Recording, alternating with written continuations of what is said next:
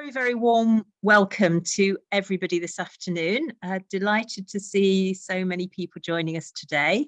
We're very, very excited today to welcome Professor Resia Pretorius and Dr. Caroline Dalton, who are going to spend some time this afternoon explaining to us the research and the hypotheses relating to microclots in long COVID and ME/CFS and potentially vaccine damaged people as well.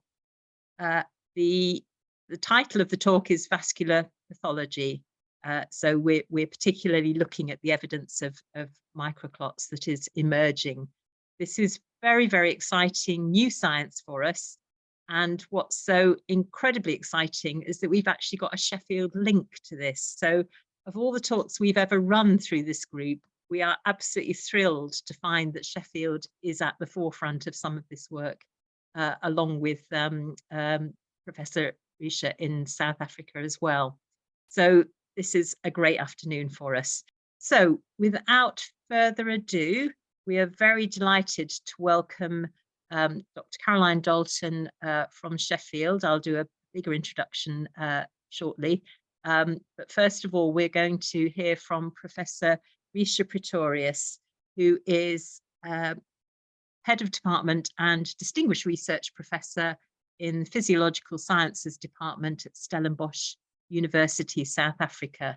So Resia, I'd be delighted if you'd like to talk us through what you've been exploring, researching, and some of the findings. So over to you.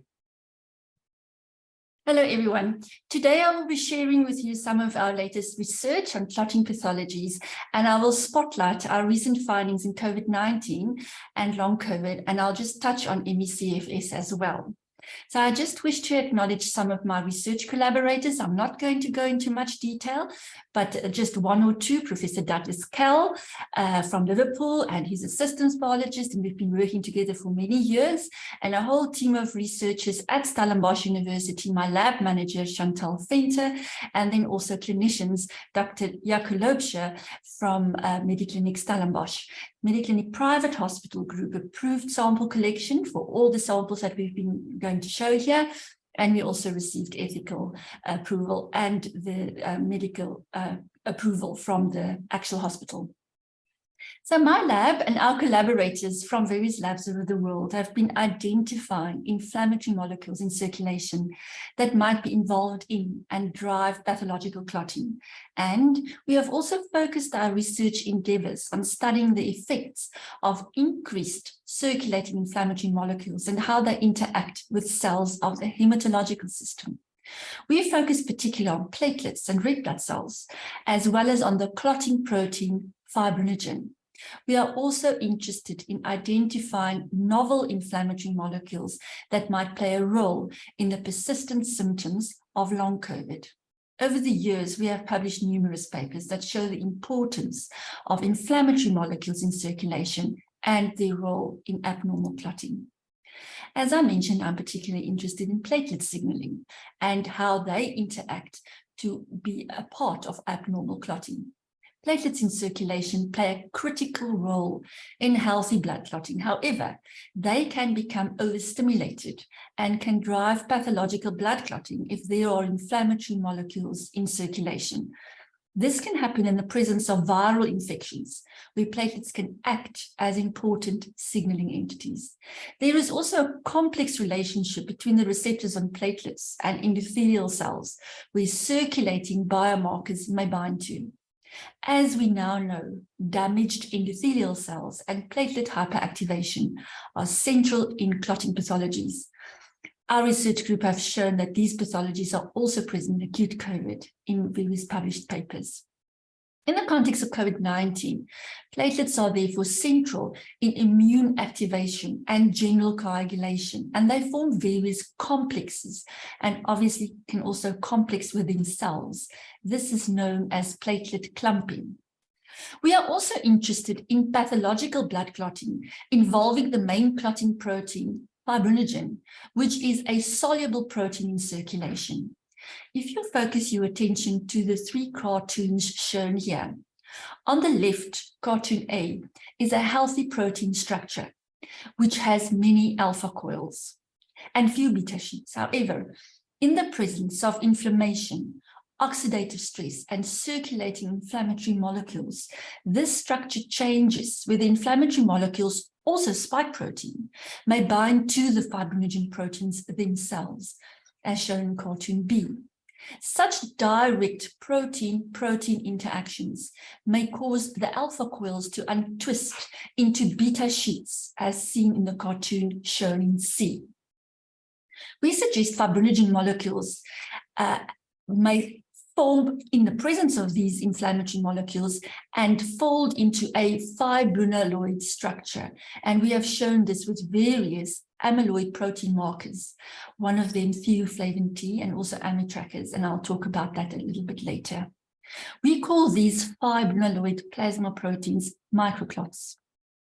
We have looked at blood clotting in acute COVID using the scanning electron microscope. We found that platelets are damaged and clumped together and attached to red blood cells. The clotting protein that's supposed to be soluble form these spontaneous microclots. In the micrographs on the far left, you can see platelets that are hyperactivated. Note the yellow arrows. In the middle are micrographs where platelets are attached to red blood cells. Note the white arrows. On the far right, you will see micrographs of spontaneously formed microclots that even glue together red blood cells. Note the blue arrows. Now, with this ultrastructural pathology in mind, we looked at platelet-poor plasma and exposed it to our fluorescent marker called theoflavin T that I just mentioned a while ago. This marker binds to open hydrophobic areas of damaged protein. This marker was first used to identify amyloid protein in brains of Alzheimer's disease patients. However, in 2014, our research group, together with Prof. Cal, discovered that theoflavin T also bind to misfolded fibrinogen and fibrin proteins during pathological blood clotting. Here you can see the difference in platelet-poor plasma protein structure in acute COVID-19 patients, where we compared plasma smears of acute COVID-19 to that of healthy and diabetic patient plasma samples. Here you can see microclot formation demarcated as the green signal from theoflavin T, our marker for damaged protein.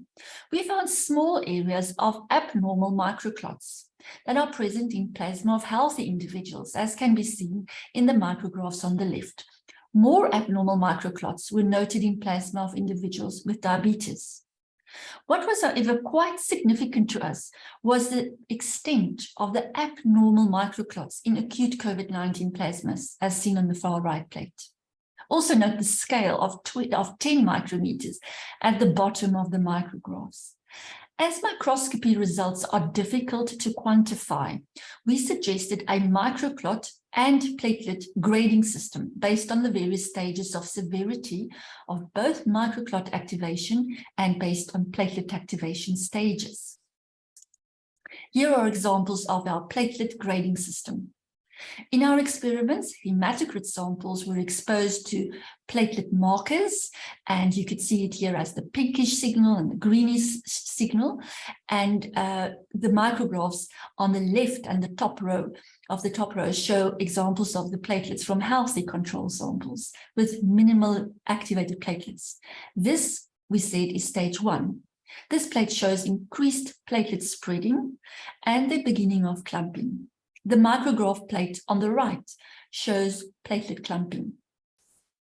Here is our microclot grading system shown on the left. Stage 1 and 2 demarcates minimal microclot formation, which you would find in a healthy control sample. We also suggest that the various stages can be used as a numerical scoring system that might be used in both acute COVID-19 and long COVID. Just for comparison, I just again show the presence of microclots in type 2 diabetes. In 2021, we also studied the effects of the addition of spike protein, the S1, on clotting, and we added this molecule to healthy blood samples. In the plate on the left, you can see the plasma of healthy samples, A and C, and the corresponding samples when spike was added, suggesting that direct protein-protein interactions do happen between spike protein and fibrinogen proteins. Similarly, we could also induce platelet hyperactivation, as seen in the plate on the right. We also use scanning electron microscopy, see results of the plate on the left. You will see healthy red blood cells in the micrograph A and healthy platelets in B. Spike protein induces platelet hyperactivation, and here you can see it in micrographs C and D. As noted in the previous slide, addition of spike protein S1 could also induce significant clotting pathologies with microclots. See micrographs E to H. We also initiated a microfluidics experiment that can be seen in the plate on the right. As expected, healthy plasma do not have much microclots that are seen in the system too. However, in both acute COVID-19, blood was taken in this example from the virulent Delta variant. Significant clots are seen flowing in the fluidic system. We could induce these clots also by adding S1 protein to healthy plasma. See micrographs E and F. Such clots in this microfluidic system was also confirmed by Dr. Martin Crater at Max Planck, who uses a microfluidic system that they developed themselves. Now, with our knowledge of acute COVID-19, we also turned our attention to long COVID. We looked at blood samples from patients and soon realized that there are persistent microclots and widespread endothelial dysfunction in these patients too. These pathologies may be central in causing the widespread symptoms in these patients and may lead to tissue hypoxia.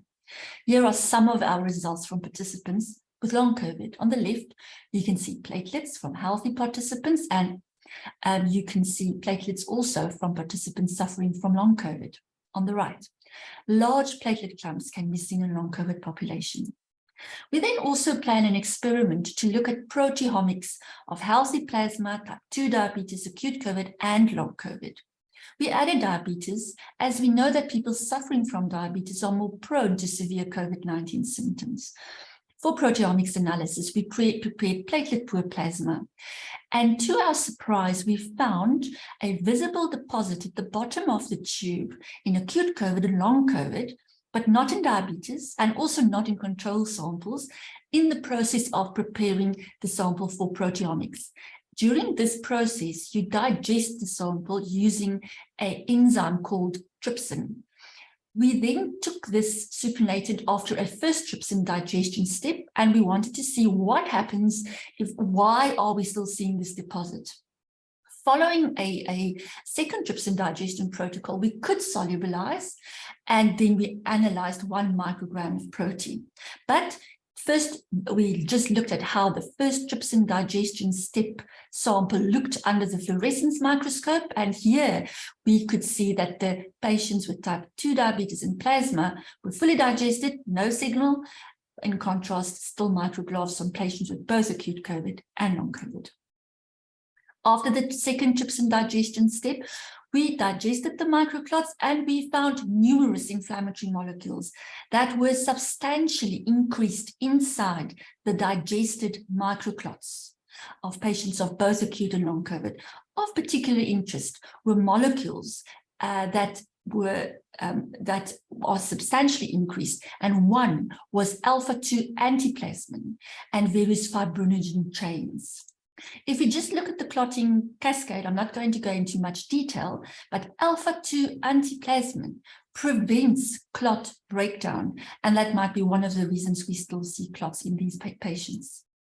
We also just completed a larger proteomic study where we also confirmed all the various results of the first one, but in a much larger sample. And if you turn your attention to this clotting pathway, you can see the places where the molecules that we found have significant roles to play to decrease clot breakdown and eventually cause a fibrinolytic failure. We also found significant presence of antibodies entrapped inside the microclots. Our findings suggest that hypercoagulation and vascular damage are key role players causing the various symptoms. Following this research, we revisited our stored samples again, and we wanted to see what molecules can be used by a general pathology laboratory in the soluble fraction of the blood. We planned an experiment where we looked at von Willebrand factor, platelet factor 4, serum amyloid A, again alpha-2 antiplasmin, and we included 2 molecules that show endothelial damage, E-selectin and PCAM1. Here are just some of the results. I'm not going to go into much detail, but all of these molecules were significantly increased in the soluble fraction of the long COVID patients compared to that of the healthy individuals. This is again just how their platelets, the sick people, long COVID patients, and platelet hyperactivation as well as microclots look like in this population. We then decided to just look at if we could induce both platelet hyperactivation and microclot formation by adding the 2 molecules, the endothelial marker molecules, to the blood samples. And we actually did see that both PCAM1 and E-selectin could significantly induce both platelet hyperactivation and microclot formation. Now, I'm just going to quickly, I'm not going to go into detail, but just shows you all of the 6 various molecules that we found in the soluble fraction, where their different binding sites are on platelets and on endothelial cells, so just to understand the significance of the presence of these molecules when they're found within the circulation of individuals with long COVID. Here's von Willebrand factor, platelet factor 4, serum amyloid A, E-selectin, PCAM1, alpha-2 antiplasmin. If we look at this overview diagram that brings together some of the major elements of long COVID that we have highlighted here. Long COVID is an extremely complex disease where ischemia, reperfusion, injury is driven by platelet hyperactivation, fibrin, amyloid microclots, and circulating inflammatory molecules that I've just discussed. Many, many more molecules do that as well. Ultimately, these pathologies suggest that long COVID is a thrombotic endothelitis. I just quickly want to show you our latest research looking at ME/CFS. We also found microclot formation and significant platelet hyperactivation, but not to the extent that we found in long COVID. I also wish to turn your attention to the February 2022 US government document where microclot presence, viral persistence, autoantibodies, and organ damage were recognized as central pathologies to look at. I'm also happy to report that our work was featured in the June 2022 Science edition and also in Nature 2022. We have numerous research collaborators, and I'm so very happy to say that Caroline from Sheffield, Hallam, as well as some researchers from University of Manchester, have been working with us, and I'm looking forward to her research presentation just after mine. And it is researchers like Caroline that confirm our research here in South Africa that makes our research very valuable. And I just want to thank you again. Thanks, Caroline, for doing all the hard work and doing the confirmation of our research. With that, thank you. And thank you for allowing me to share our insights with you. Thank you very much, Resia. That was an amazingly thorough, detailed and technical tour through the research, which was incredibly informative and amazingly well done for managing to convey so much in the time that we've allowed you. So that's brilliant. Big thank you. We've generated lots of amazing questions, which we will come back to. I'm going to move on first of all to invite Dr. Caroline Dalton, who is Associate Professor of Neuroscience and Genetics and Theme Lead for Living Well with Chronic Disease. Caroline is based at the Advanced Wellbeing Research Centre at Sheffield Hallam University, and our group has had contact with Caroline over the last 18 months or so, and we're absolutely thrilled to be able to invite you and for you to have come today to share a platform with Professor Resia from South Africa. So thank you so much for coming today, Caroline. Thank you very much for inviting me. Can you see my screen and can you hear me okay? Yes. Yeah. Okay, so hi, I'm Dr. Caroline Dalton. So I work at Sheffield Hallam University. I'm actually based at 2 different research centres, and I thought I might just tell you like in 1 minute about each of them. So I work at the Advanced Wellbeing Research Centre. For those of you that know Sheffield, this is based on what's called the Olympic Legacy Park. So it's what used to be where Don Valley Stadium was. And we're funded partly by the Olympic Legacy Project, which you may or may not have heard of. But one of the aims of the Olympic Legacy Project was to take learnings from supporting elite athletes and apply them to healthcare. So at the Advanced Wellbeing Research Centre, we do a lot of stuff about symptom tracking, and we use apps for symptom tracking. We do activity tracking using accelerometers, so using like wrist bands, like Fitbits, Apple Watch, that kind of thing, but we also have research accelerometers as well. We do work on heart rate variability, and we've also just started to do some cognitive function testing in people with long COVID. We did that already, but we're just starting to apply it to long COVID. So so the apps we use, some of you may have signed up for the Visible app that was launched last week. It's quite similar to that, and we've talked to the people from Visible app. So we're not trying to compete with them. Our app's kind of a research tool, but it's, to give you the idea, it's quite similar. So we started looking at long COVID back in 2020, in the summer of 2020, and started talking particularly to people from long COVID support. And we've got a couple of people on our team who've got experience of ME/CSF, so that we thought we had something to contribute. So we've been doing some work on symptom tracking in long COVID, and we think that's really important, because if we're looking at interventions for long COVID, but also interventions for ME/CSF, being able to track symptoms to see whether an intervention's had an impact is really important.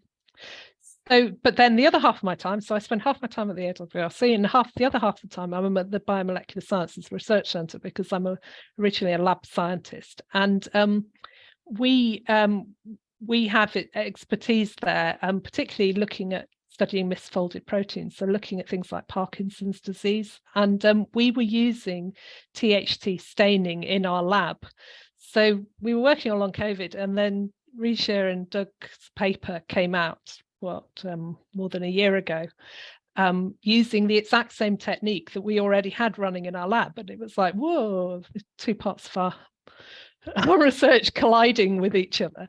And we've got fluorescent microscopes. We've particularly got fluorescent microscopes where we can scan samples, which I'll show you a picture of the machine in a minute. And we do lots of immunology, genetics, neuroscience. We've also do mass spec, which is the proteomics that Resia shared with us. So we also can look and see what's inside the microclots. And we do COVID testing in the lab with PCR, which means that if we need to test samples and check at what stage people are in their infection, we could do. So for all of those reasons, and my PhD is originally in immunology, even though I now do neuroscience and genetics mostly. So for all of those reasons, we kind of thought we should get into this. We should. So we contacted Resia and Doug and said, we're staining for THT, and we know about long COVID, and we know about ME/CSF. What about having a go? And they've been fantastic collaborators with us and very generous in their collaboration. So what did we aim to do? Well, we aim to extend the work that Resia's done and make use of the equipment we've got in our lab to try and quantify the microclots. So Resia had this scoring method that she's shown you, but our machine will count the microclots and give you numbers back. So we thought that's what we should try and do. So we thought, well, we'll start off by comparing the microclot counts in the samples from people with long COVID and compare them with control samples and see if we see differences in the counts. And also using the techniques that we'd already been using with people with long COVID, we thought, well, we'll do some symptom measuring and measure fatigue and see if that correlates with the counts clots, the microclot counts, and we one of the scales we also use is participation in social activities, which I'll explain when we get to that bit of the data. So the data I'm going to present to you is just the pilot study. We've actually collected a lot more samples since, or not a lot, but more, but we're still analysing those samples. So I'm just going to present you the kind of pilot study, which was mostly work up until this summer. So we had 15 people in each group. All the people with long COVID were followed the NICE definition, so at least 3 months since their infection. We didn't ask for PCR confirmation. The majority of people with long COVID we studied had long COVID for much longer than 3 months. A lot of people were from the 2020 cohort. And then we had controls. So we had a mixture of people who'd had a previous COVID infection and then some who didn't think they'd been infected. So one thing you really need to note about our controls, and this is in contrast with the controls that Resia had, is that so hers were a little bit earlier in the pandemic. Our controls were collected during the spring of this year and the summer. And most of the controls were academics working or PhD students working at our university. Quite a lot of them had kids at school.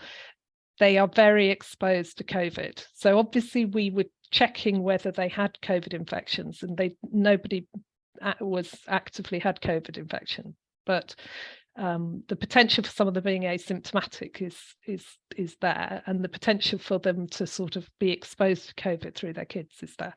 So that's important when I show you the results. Okay, so this is how we quantify. We use this a machine called the Citation 5. There's quite a few different versions of this type of machine. So this is just the one we've got. And it basically scans the slides. So Resia prepares her slides and looks at them under the microscope. And we do that as well. We have fluorescent microscopes. But in this particular machine, the machine has, you can see that there's a kind of holder, and the holder goes inside the machine. And then the microscope scans the slide. So the microscope moves all the way along the slide, and it tracks along the slide and scans the entire area of the slide. And then it does what we call Z stacks. So it not only scans the slide in 2 dimensions, but then it moves up and scans it sort of going upwards as well. So effectively, if you put a drop of platelet poor plasma on mixed with THT on the slide, and it will, so say 20 microliters or something like that, it will tell you how many microclots there are in that entire volume of the sample. And then it's got fancy software which will tell you so you can program it to kind of ignore anomalies. You can tell it that what microclots look like, the size and shape you're expecting, so that it doesn't count sort of miscellaneous background. It just identifies the microclots, and it will give you a size distribution, count them, all sorts of fancy things that software can do that we probably haven't fully explored in this particular study yet. And so just using our straightforward fluorescent microscope, we looked down and we found very similar results or the same results as Resia had previously shown. So our controls, both those that had no known infection or those that had been infected, had fewer and smaller microclots, if any, and then the people with long COVID had much larger and more frequent microclots. So moving from the fluorescent microscope to the scanning microscope, so where they scan the whole slides, at the top we've got what would be an example of a high clot count, where we've scanned the whole slide and counted all the microclots on that slide, and then the one at the bottom is the low clot count, which is more typical of the control samples that we see. Okay. So this is the sort of results we get. So this is a summary of our 15 versus 15. So we've got controls in green. So this is a mixture of the people who had COVID infection, but had recovered and didn't have any symptoms of long COVID, and the people who think they've never been infected. So and then the red is the long COVID. And what you can see is, although on average the long COVID group have higher counts, there's quite a bit of overlap. So most of the people, if you kind of do an arbitrary cutoff of about 500 counts-ish, 475, something like that, most of the people with long COVID are above that. And we've got this like outlier right at the top that had like amazingly dramatic numbers of clots. And then there's 2 or 3 people at the bottom of the long COVID group that kind of have lower clots that's much more in the normal range. And then over on the control range. And then over in the control group, we've got most people are probably below what we're seeing with the long COVID, but we've definitely got a couple of people that have higher counts. So whether those couple of people are people who are incubating an asymptomatic infection or have recently been exposed to COVID, but we haven't picked it up on PCR, or perhaps they have long COVID, although when we looked at their questionnaire scores, they didn't particularly say that they had symptoms of long COVID. So, but anyway, there's overlap, but the 2 groups, there's differences between the 2 groups, but they do overlap a bit.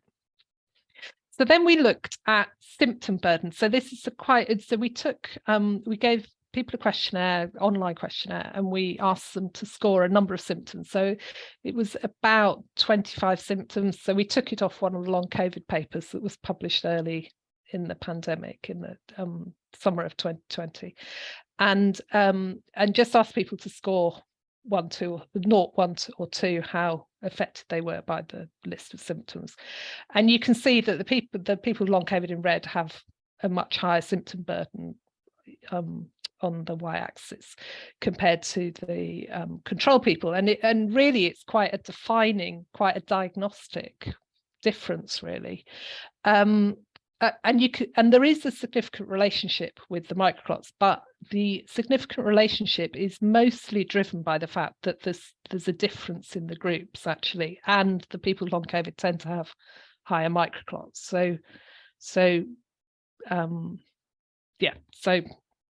And then if we looked at fatigue as a single symptom, so we use something called the FACIT scale, which is a validated questionnaire, and again you can see that again there's a significant relationship between microclot count and the scores on the questionnaire. Again, that's primarily driven by the fact that the people with long COVID have higher counts and they have higher fatigue scores. And then we looked at this participation in social activity. Now, I think that the reason we use this is because if you compare this to the fatigue score, there's some overlap in the groups. Like we've got 2 or 3 people who are the control people who are highly fatigued, and some of the long COVID people don't have fatigue as a major symptom. But if you start looking at participation in social activity, the cutoff, you've got an almost complete diagnostic cutoff. And the thing is that fatigue, and this goes true for ME/CSF as well, fatigue doesn't really describe, it's just one symptom. It doesn't fully describe the symptoms. So it doesn't fully describe, for example, post-exertional malaise. So post-exertional malaise is much more than fatigue. And if you're trying to track someone's improvement in symptoms, and you give an intervention that helps with brings about an improvement, if people start increasing their activity, so maybe somebody's signed off work or can't work, and they see an improvement, and they start trying to go back to work. But in order to work, they have to rest entirely the rest of the time. So come home, rest in the evening, no social activities, rest, sleep the whole weekend, or stay in bed the whole weekend. They're going to report that they're still really fatigued, but they're doing more. So you've got people who are just managing to hang on to work, but the only way they can do that is to not see any friends, not go for walks with their family, anything. So actually, measuring participation in social activity can be really helpful in understanding the impact on people's lives and whether you see improvement. So that's one of the reasons we include it. Okay, so where have we got to so far? So we agree and our data agrees with Resia's data, that almost everybody that we study with long COVID has microclots in their plasma. But we see it in the controls, and the reason we see it more in the controls is probably because our control group is more exposed to COVID. In fact, they're probably more exposed than the long COVID group, actually, because the long COVID group are more likely to be cautious and less likely to be mixing socially in crowded areas. So I think the fact that we've not got this differentiation between the two groups is partly driven by that. As a group, the people with long COVID have higher microclot counts, but significant overlap. And so there's quite high sensitivity, what we call scientifically is high sensitivity, in that almost all the people with long COVID have higher microclots, depending on how you define high, but low specificity in that you can't say for definite that group, that the counts for that group uniquely identify them as a group. Okay, so what else? We've been kind of looking at other stuff. So one of the things is if you plot age across everybody with microclots, we generally find there's a drift of increased microclots with age. So if we're going to use this as a diagnostic test, we need to take that into a factor. And we've had several people, lots of people who've given us a blood sample, particularly our controls, and then come back and said, oh, I'm really sorry, but it turns out I had COVID or was incubating COVID when I gave you a sample. So then we've been taking samples a week, as soon as they've come back, you know, a week later, 2 weeks later. And it looks like everybody's microclots go up after a COVID infection, including asymptomatic infections. So so that makes it more complicated as well, because if someone's had an infection, have they got high microclots because they've got long COVID or because they've just encountered COVID? We've been looking at the correlation of microclot counts with immune activation markers, and the preliminary data, where it's very preliminary, which is why I'm not showing it to you yet, looks like there's quite correlation. So it looks like these microclots are visible to the immune system and perhaps activating the immune system, which ties in with what Resia showed you in the proteomics data. So so that would explain some symptoms potentially. And we have tested a few people with ME and a couple of people with fibromyalgia, and we do see that the microclots are higher, similar to Resia, that they're kind of intermediate between the controls and the long COVID, but as you can see, it's not that clear cut. So what are our hypotheses? That probably any exposure to COVID or spike protein causes the microclots, and normally it clears. In most people, or a lot of people, it clears, but in some people it persists, and that causes long COVID.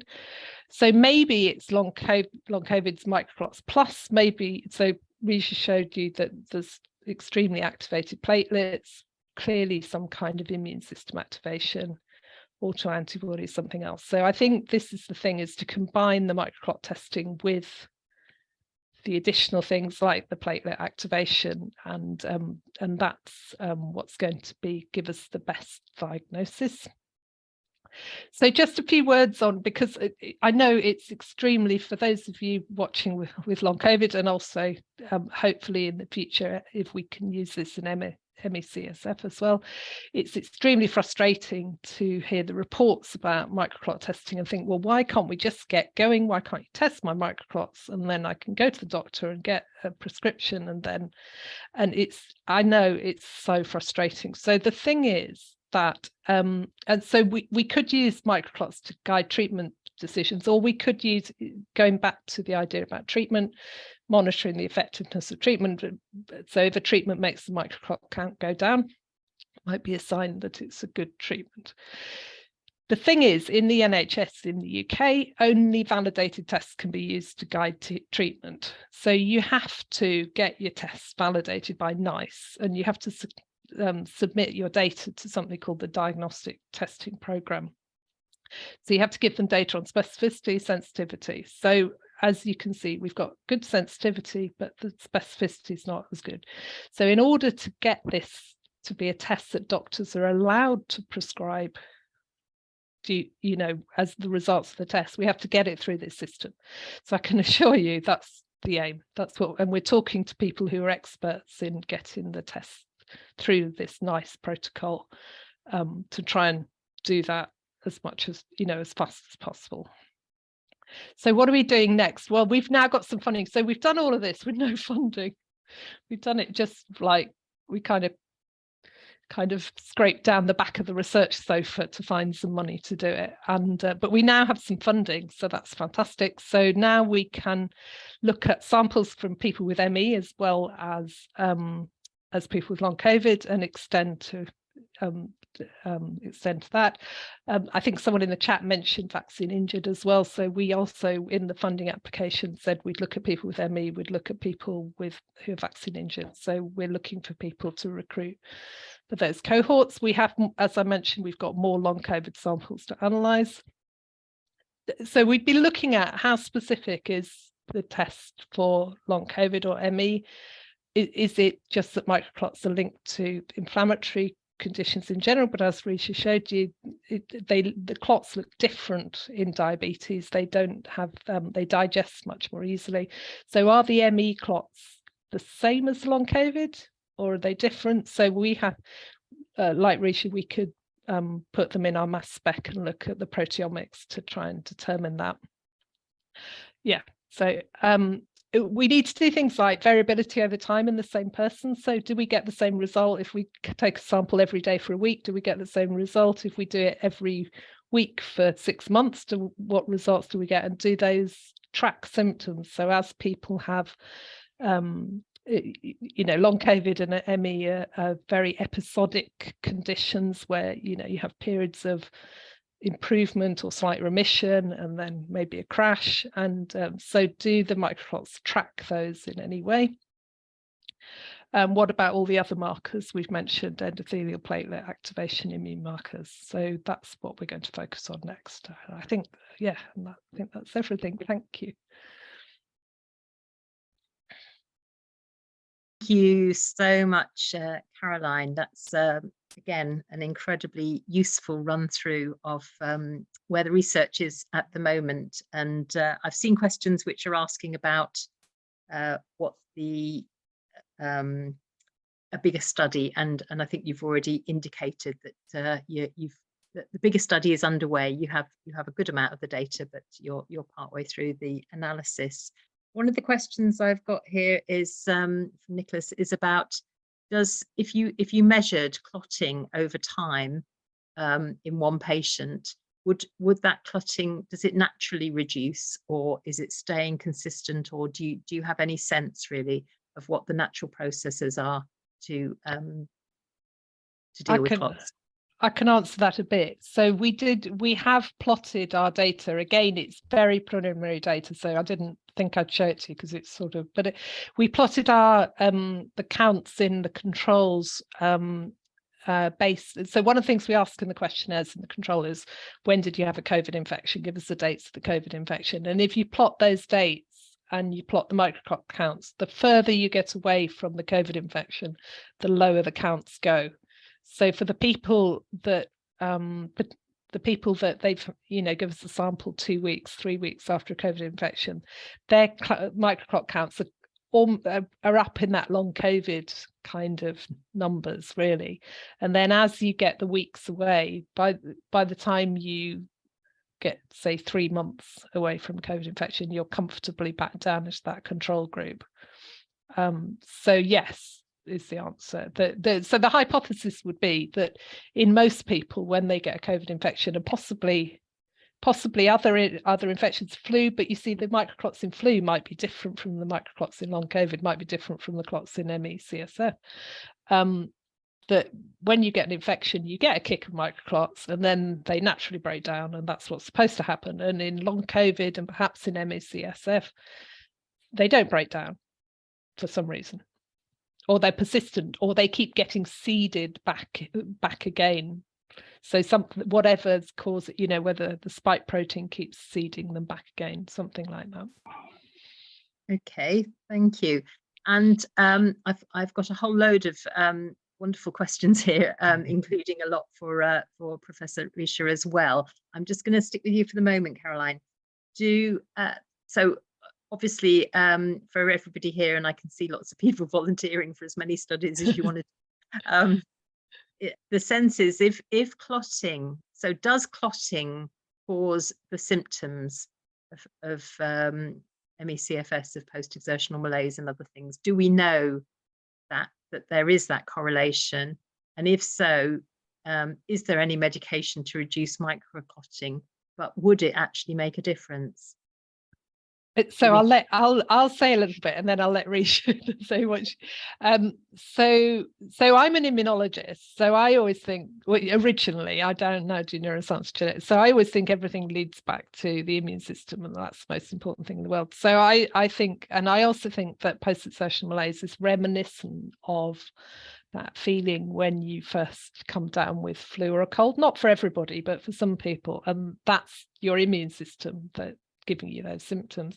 So I would say that I think that these microclots trigger the immune system, and you're getting constant low level immune activation, and that's part of the symptom cause. But then that also works with the hypoxia reperfusion theory, which I think Resia can talk more about, because when you get that reperfusion, you get activation of your immune system, particularly neutrophils. And so that is entirely compatible with that theory. So I don't know if you want to elaborate more, Resia, on that. Yes, I can definitely add to that. I totally agree with what Caroline has said. And what we think, and just perhaps also to track back to the answer of the first question about whether the long COVID or clots disappear from the system after acute COVID. So we have looked at numerous acute COVID patients where both the platelets and the microclots are increased significantly. And then a percentage, exactly as Caroline said, it will disappear over the next 3, 4, 5 weeks. And then if you don't have any symptoms, we can't find the microclots anymore. Where in long COVID, the microclots just persist, and the platelet hyperactivation just persist. The microclots and the platelets, we think, myself and Doug, and I think to a certain extent Caroline as well, is that the microclots and the platelet hyperactivation is just the sideshow for damaged endothelial cells. So the whole vasculature of a patient with acute COVID are affected by the spike protein. In some individuals, the endothelial layers just recovers sooner, faster, in 3 or 4 weeks to 6 weeks. In some people, it takes a little bit longer. So they're sick for perhaps 3, 4 months, but then slowly they recover, the endothelial layers heal, the microclots disappear, and the platelets return to health. But then in this huge population, the endothelial damage, microclots, and platelet hyperactivation just perpetuates each other. And it, as Caroline said, it causes these ischemic and reperfusion injuries that is well known in long COVID and perhaps also in the CFS. The issue that we see is if the endothelial layers are constantly damaged by hyperactivated platelets and by microclots that are continuously forming and not breaking down as it should. And one of the reasons we found is many molecules trapped inside the microclots that prevent the microclot breakdown. If that is not treated, then we have these widespread, sometimes seemingly strange symptoms that long COVID patients complain about, and that doctors cannot necessarily attribute to anything that they have previously noted. And that mainly, we believe, is the damage to the endothelial layers, which prevent oxygen to go from the circulation into the areas. That might be from the brain right down to your muscle. And it depends on your pre-existing conditions, diabetes, high blood pressure, cardiovascular disease, before you developed acute COVID. But it can also link to things like over exercise. We've seen long COVID in very healthy individuals that were exercising and very active. We simply don't know. Obviously, genetics play an extreme important role here, but the immunological system, as Caroline said, central to all of these activations. And all of the inflammatory molecules entrapped inside the microclots constantly activate the immune system, because these molecules' binding sites are exposed, we believe, on the microclots, and it can just keep perpetuating and triggering the immune system. So we need to break the cycle, platelet hyperactivation and microclot formation, to let the endothelial layers heal and let the immune system calm down. And perhaps that might be the answer. And are there drugs available or medication available which would, I've got questions from Valerie, Anna, and there's another one in the chat from Julia. Would anticoagulants or anti-platelet activation drugs, do they make a difference? Do they actually reduce the clotting and reduce the amount of vascular damage? So perhaps I can start and say that, just a disclaimer, I'm not a clinician, so I may not say anything much about treatment regimes, but we work with various clinicians. And in South Africa, Dr. Jaco Loubser has been at the forefront of treating acute COVID-19 with anticoagulants and antiplatelet therapies. He had wonderful successes where very few, or actually none, of his acute COVID patients treated that way went into long COVID. And now in his practice, he's been seeing numerous long COVID patients, and he's been treating them. However, it must be most clearly said is that you cannot treat a condition that you're not certain that the diagnosis is long COVID and the patients do not have microclots and platelet hyperactivation. The reason for that is that if people are treated on these regimes and they actually do not need the medication, they can suffer from bleeding and they can die from it. So it's a very, very important thing that we need to do. And it's so important for the work that Caroline does to have a automated system, not looking down a microscope, but the microscope determines automated methods, use automated methods to determine the clot load.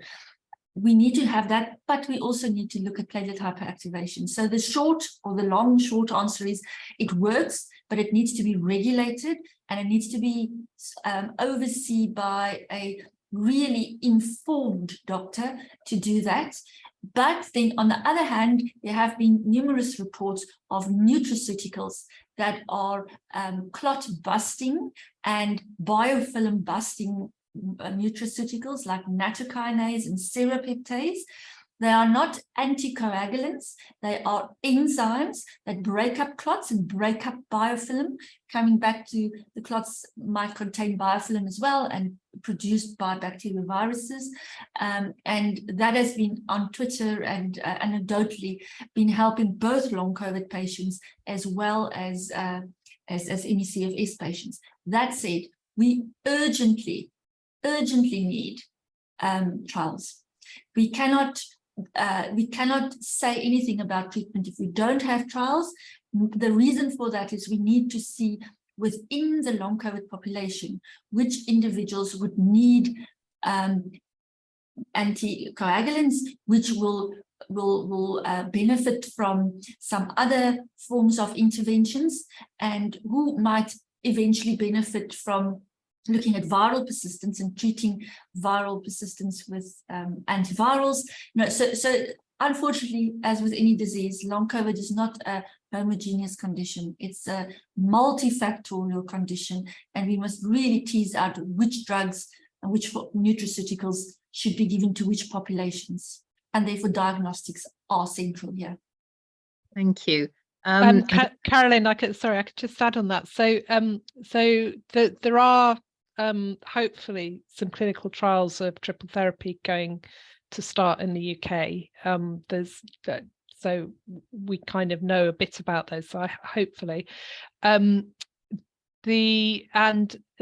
interestingly, the nutraceuticals come under a completely different regulation in the UK. So if you're doing anything where your patients in the NHS are like long COVID clinics, or any drugs, you have to have clinical trial approval. If you're looking at nutraceutical, because it's not classified as a medicine, the regulation is different, and so long as it's not NHS patients, that's that you can use university ethics. Having said that, we've collaborated with the Long COVID Clinic in Sheffield the whole time, and we wouldn't want to do anything that they thought was dangerous or risky or anything. But we are looking into trying to set up some trials on nutraceuticals. So watch this space. Excellent, excellent. It's one of the questions actually from Valerie was how to keep abreast of the developments. What's the best way of doing that? I don't know. I think I sort of feel like we should at Hallam we should start doing some sort of newsletter or something, because it's really sort of kind of exploded a bit. So getting into a very exciting time. I'll add that to my task list. Yeah. Already someone says what's nutraceutical, so it's like a supplement like turmeric or curcumin or something like that. So nutro meaning nutritional, yeah, ceutical meaning like pharmaceutical, like a combo between nutrition and pharmaceutical. Okay, maybe somebody can spend, thank you. Nutraceutical. Okay, so there's some sort of earlier questions which are things like could microclots be contributing to angina? Could it, how far does microclots and vascular damage contribute to organ damage, or how much is it is it the cause of organ damage, and therefore any treatment of vascular damage, would that treat organ damage, or do you have any thoughts or comments on that? I don't know about that. Resia, I don't know if you want to comment on that. I think what we have been saying in various of our review papers, by looking at what happens when the endothelial layers are damaged. When the endothelial layers are damaged and microclots and platelet hyperactivation happens, oxygen cannot be transported over the damaged endothelial layers. And if you look at any organ system, if you look at the kidneys, the liver, the brain, with the blood-brain barrier layers around it, muscle, the fine little capillaries infiltrate into the organs. So if there are oxygen deprivation, your cells of an organ will not be energized with oxygen, and the CO2 produced, or the molecules that are produced that are toxic molecules that needs to be rid from the organs, will not be taken away as sufficiently as it should. So our thoughts are, if the endothelial layers are just healed, oxygen will go back to these various systems, and it might then help the organs to heal by themselves. My worry is, and I think that is the worry of many of the researchers and the clinicians that are in our environment, our collaborators, we worry a lot that if there are a constant low-grade, widespread endothelial damage microclots forming that block the small capillaries, that oxygen cannot go into the system, that we will eventually have organs that are dysfunctional and that would not be able to recuperate by themselves. That is why it's such an urgent need to look at restoring the endothelial layers, because obviously our organs are very resilient. They may regenerate and they may recuperate, but years of deprivation of oxygen might have a toll on all of the organ systems. We can say the same for the brain. Blood-brain barrier that keeps things out of the brain is nothing else but a vasculature. If the vasculature, which is also endothelial cells, are also damaged, you would have a damaged barrier layer, and we think that might also contribute to things like brain fog, even anxiety, and all of the concentration issues that people suffer from. So there was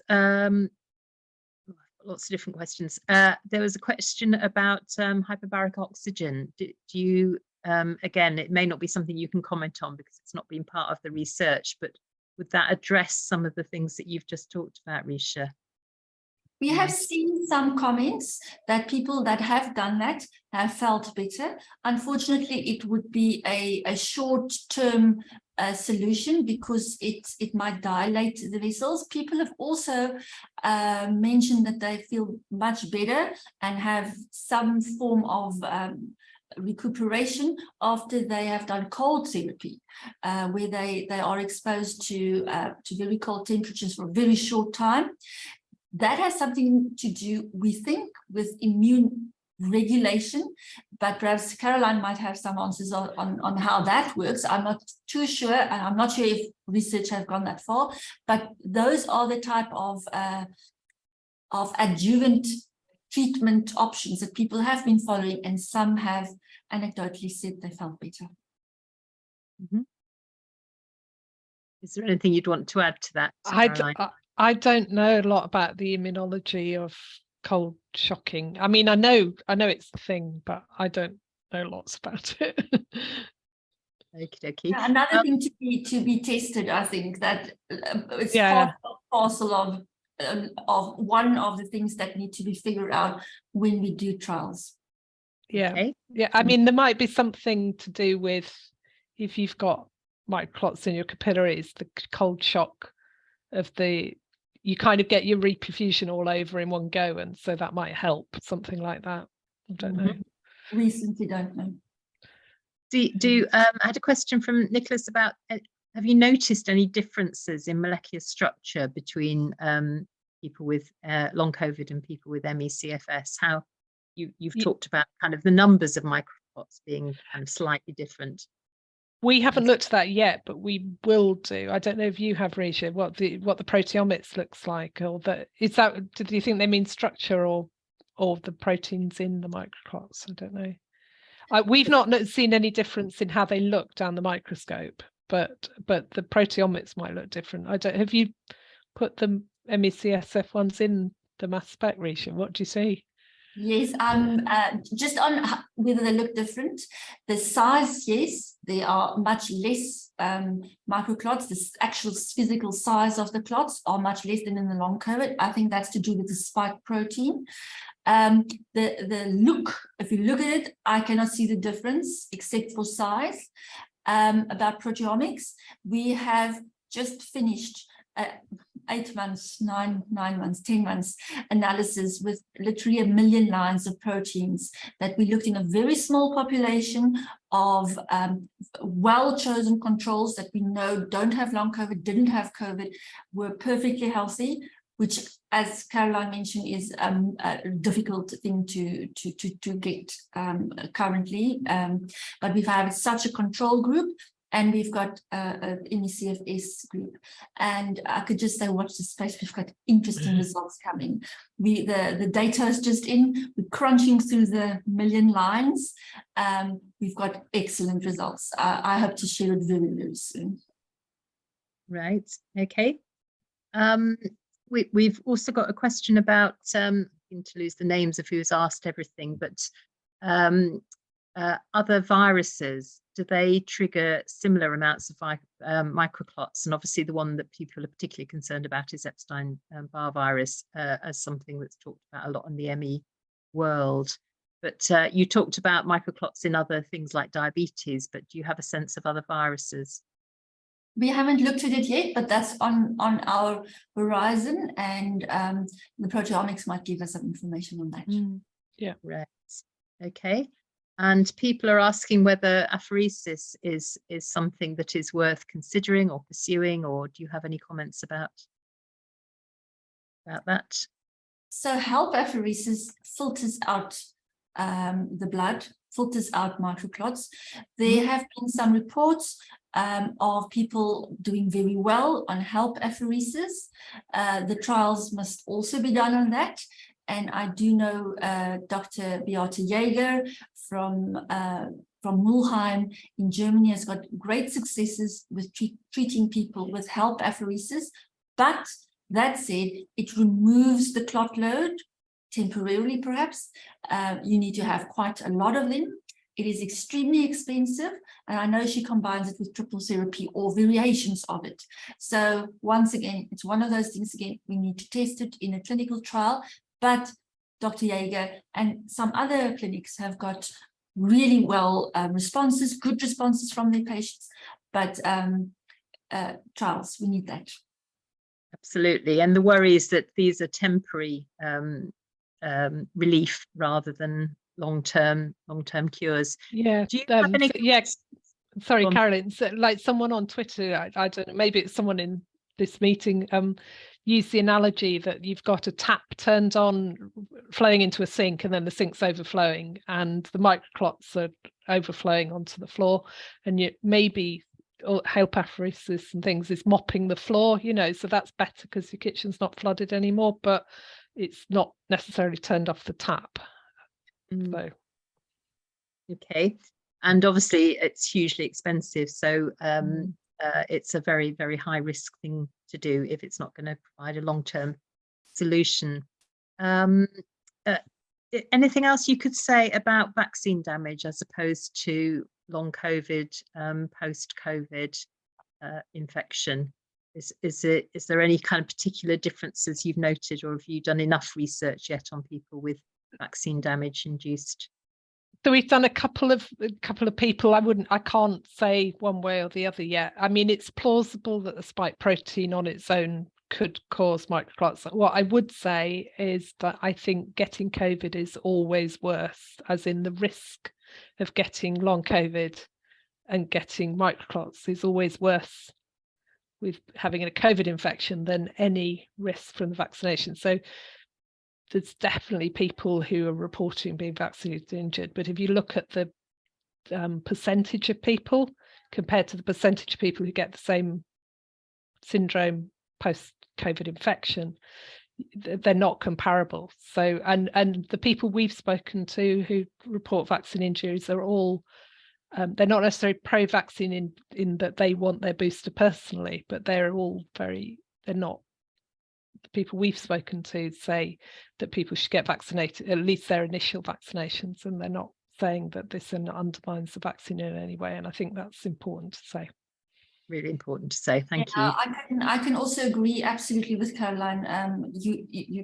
I think you don't really have an option but to be vaccinated. Unfortunately, there are some people that complain about a vaccine injury. It's a real thing. It's not that we say it's not happening. It really happens, and it is a most debilitating condition. What I know of, we've looked at a few patients, very healthy individuals that we tracked before vaccination and then after vaccination. All the ones in it's really small numbers. We will be publishing it soon with bigger numbers. If we looked at them before, we couldn't find microclots, they were healthy. Then for 2 weeks after vaccination, the microclot load went up, their hyperactivated platelets went up, and then it decreased until they felt perfectly healthy again. There are a few people that I've seen with vaccine injury who said that they have got true vaccine injury. They did have microclots, they did have platelet hyperactivation, but the most difficult thing to tease out is, did they have COVID before? Do they have long COVID and then they had the vaccination? Did they have to have the vaccination while they were asymptomatic acute COVID? There is so many factors to tease out. We do have a Medical Research Council grant from South Africa, and we are working with data scientists and also geneticists, and the study will commence next year, when we will try to tease out the differences between these various groups and to see if there might be a genetic link that make people more prone to vaccine injury.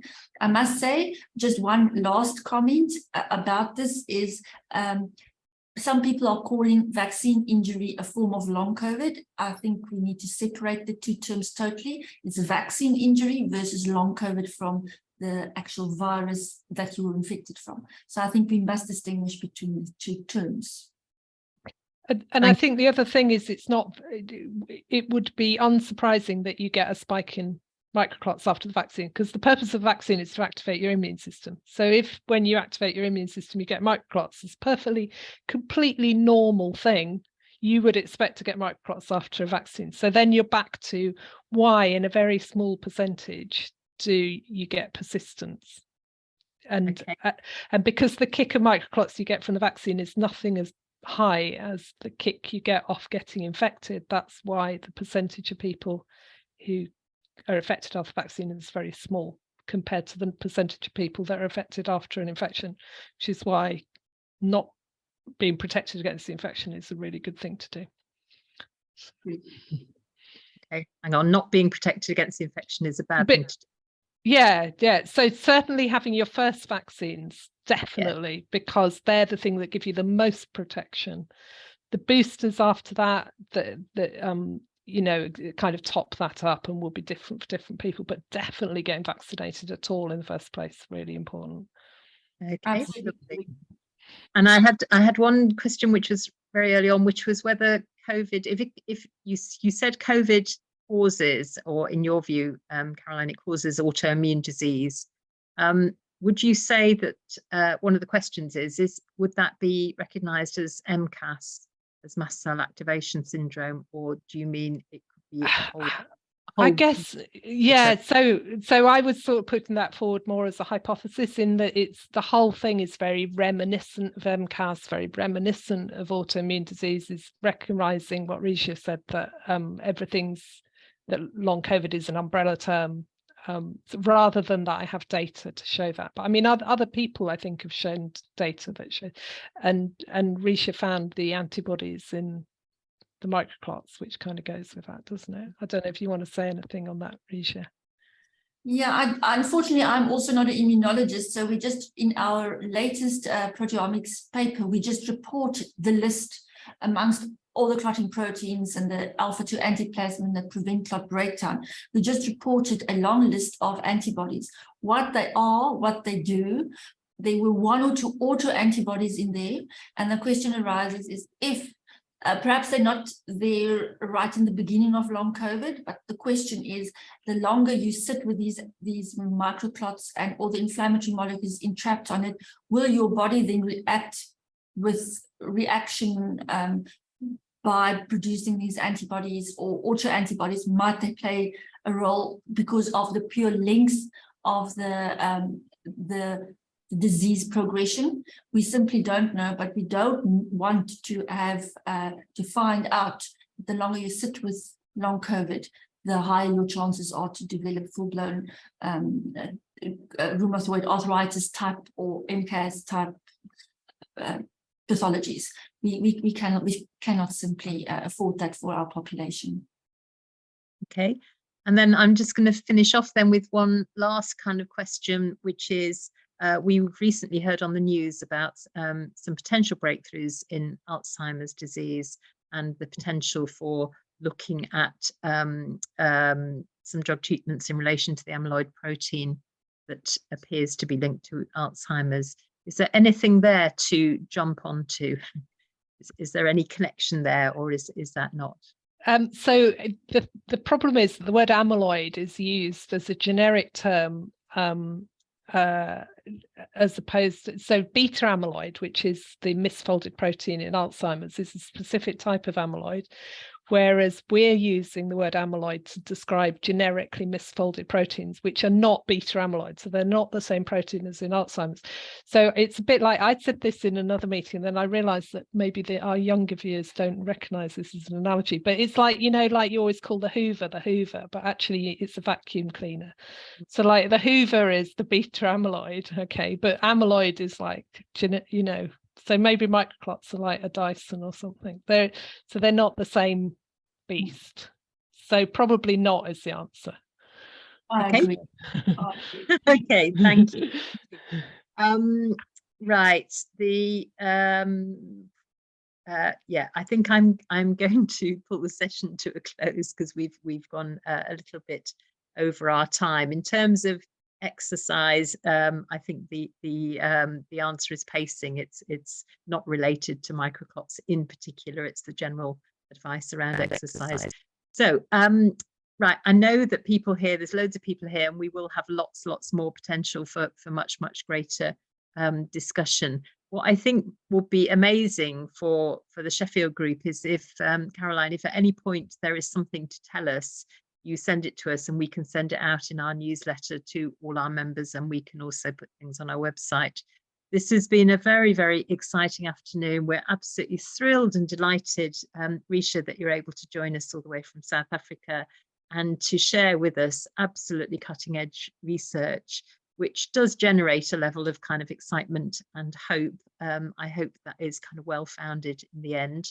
And we're so thrilled that we're able to have a local scientist, Caroline, who is actually working in our own city and is also at the forefront of developing this area of research. And we hope that we can sustain excellent links between our group and the work that you're doing, and of course help contribute. There are many volunteers who'd love to make any contribution that could be made to support the research.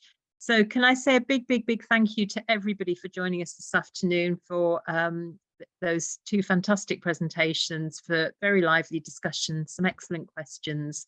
So huge thank you, Resia. It's lovely to meet you, and huge thank you, Caroline. And it's delightful to have you here today, and a big thank you to everybody else. So, okay, you can go off for your cup of tea now. Thank you, everyone. It was lovely speaking to all of you, and thank you, Caroline, for sharing this wonderful platform with me. Thank you, Resia. Lovely to see you. See you soon.